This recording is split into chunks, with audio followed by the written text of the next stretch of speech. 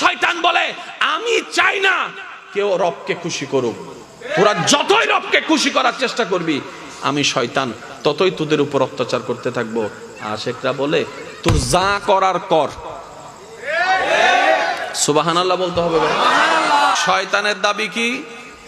তোরে নিয়েই যাব, একা যাব। আশেক বলে যে যা করার কর, আমি আছি আমার রবকে নিয়ে। তোর যা ঠেলাঠেলি করার কর, আমি আছি রবের রহমতের দিকে তাকিয়ে। এবার যখন আপনি ওযুতে যাচ্ছেন সে ডিস্টার্ব শুরু করছে। আরেকটা জিনিস আপনাদের হয় কিনা দেখেন, এমনি কোনো কাজ নাই, নামাজ পড়তে গেলে দেখবেন যে এই কাজ সেই কাজ, এই কল সেই কল, হয় কি হয় না? একটু ভেবে দেখেন না কেন হয় এই টাইমে? কারণ ওই যে একজনের পেট কামড়াচ্ছে। মনে রাখবেন শয়তানের পেট যত কামড়াবে বুঝে নেবেন আপনার রব